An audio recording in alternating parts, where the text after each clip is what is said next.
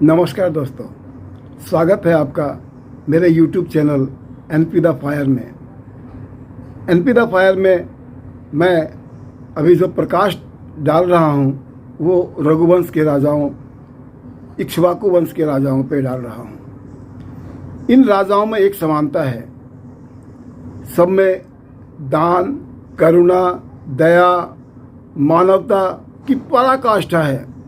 सभी लोग, सभी राजा अपने जितने भी सेवक हैं, जितने भी प्रजाजन हैं, उन सबको वो उसी तरह से, उसी भाव से, उसी स्नेह से रखते हैं जैसे अपने पुत्र को एक पिता रखता हो।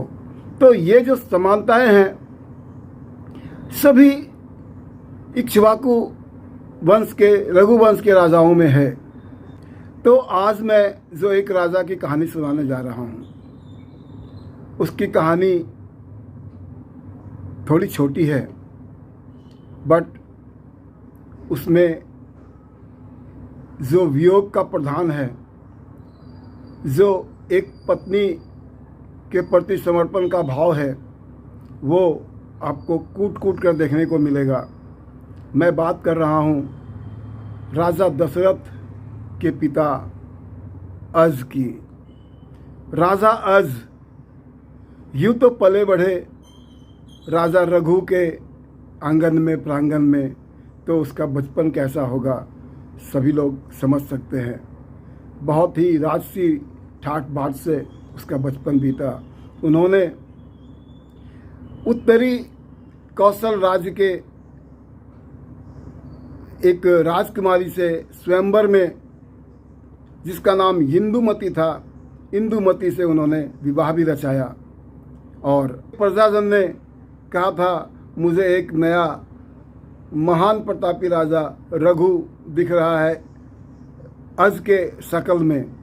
तो ये उसकी बहुत ही अच्छी शुरुआत रही जीवन की।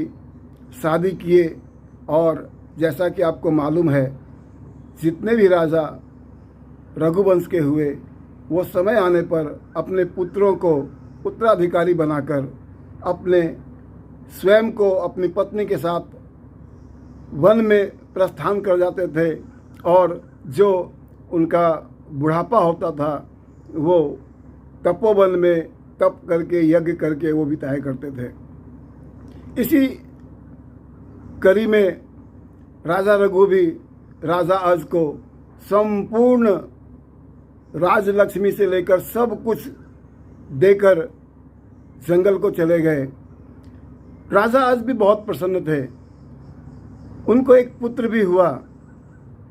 पुत्र का नाम दशरथ था।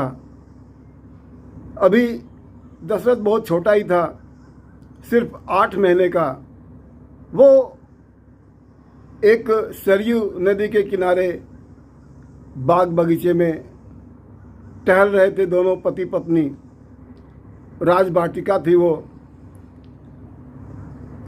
वहाँ से बहुत खुश वो दंपति जब टहल रहे थे, तो ऊपर आकाश मार्ग से नारद मुनि भी बहुत ही प्रसन्न होकर, प्रसन्न मुद्रा में कहीं आकाश मार्ग से जा रहे थे। उनकी प्रसन्नता के कारण, उनकी अचेतावस्था के कारण, जो कह लीजिए, उनकी वीणा में जो माला थी, फूल की माला, वो गिरी और आकर जो रानी इंदुमती थी उनके गले में डल गई।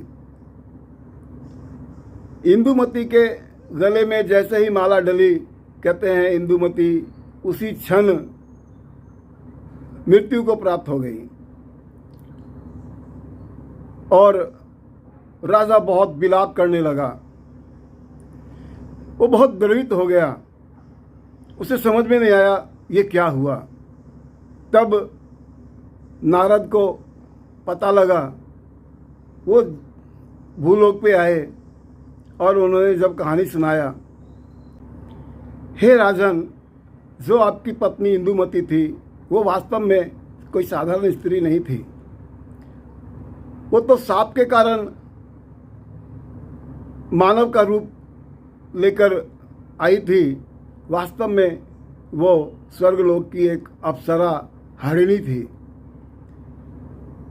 हरिणी को राजा इंद्र ने तृणबिंदु एक ऋषि थे उसकी तपस्या भंग करने के लिए भेजा था, परंतु तृणबिंदु ने उसे शाप दे दिया कि जाओ, तुम जिस रूप में आई हो मेरे पास ऐसे ही नारी के रूप में इसी भूलोक पे विचरती फिरोगी और तुम भूल जाओगी कि तुम स्वर्ग की अप्सरा हो। वो विलाप करने लग गई। बहुत अनुनय विनय करने के बाद ऋषि ने उसे उसका निदान भी बताया कि जब स्वर्गलोक से कोई फूल या फूल की माला तुम्हारे शरीर से टकराएगी तो उसी समय तुम्हें सब कुछ याद आ जाएगा और तुम इस लोक को छोड़कर अपने लोक में चली जाओगी। तो ये इसलिए जो मेरी फूल की माला थी वो आपके पत्नी के गले में आई और उसे सब कुछ याद आ गया। वो ये शरीर त्याग कर तत्क्षण चली गई। राजा और भी ज़्यादा विह्वल हो गया। वो अपनी पत्नी तक पहुंचने के लिए लाखों उपाय कर डाले। बहुत सारे उपाय करने के बावजूद भी वो अपनी पत्नी तक नहीं पहुंच सके और बहुत ही विक्षिप्त अवस्था में वो एक रोगी काया के साथ 8 वर्षों तक रहा। कहा जाता है कि उन 8 वर्षों में उन्होंने जो उनके कुलगुरु वशिष्ठ जी थे उनके संरक्षण में रहकर उन्होंने अपने पुत्र जो 8 महीने का था उनका लालन पालन करवाया।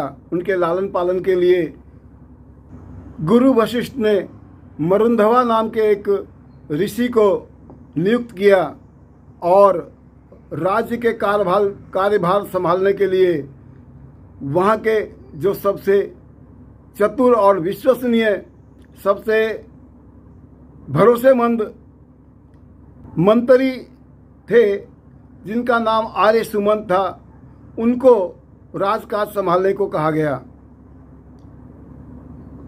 8 साल बीतते बीतते राजा अज की मृत्यु हो गई। राजा अज चले तो गए लेकिन अपने पुत्र को ऐसे संरक्षण में देके गए जो रघुवंश की कीर्ति को 4 चांद लगा दिया। बहुत ही प्रतापी राजा हुए राजा दशरथ, जिसकी कहानी मैं आपको अगले एपिसोड में सुनाऊंगा। मेरा ये कहना है कि राजा अज थे, दूसरा विवाह कर सकते थे, परंतु उन्होंने ऐसा नहीं किया। उन्होंने एक पत्नीव्रता और अनूठे पत्नी प्रेम का उदाहरण प्रस्तुत किया। सारा राजकाज देखने के बावजूद भी उसके मन में एक जो प्यार, एक जो दर्द, एक जो भावना थी, उन भावना के कारण वो शरीर त्याग दिए, परंतु किसी दूसरी स्त्री के बारे में सोचा तक नहीं। ये इस राजा की विशेषता थी, इसलिए मैं आपको आज राजा अज के बारे में बताना ज़रूरी समझा। हम सनातन धर्म को मानने वाले हिंदू सदा यूं ही मानवीय उच्च मूल्यों पर जीते रहेंगे और आदर्शों के साथ नए नए आयाम स्थापित करेंगे। नमस्कार, धन्यवाद।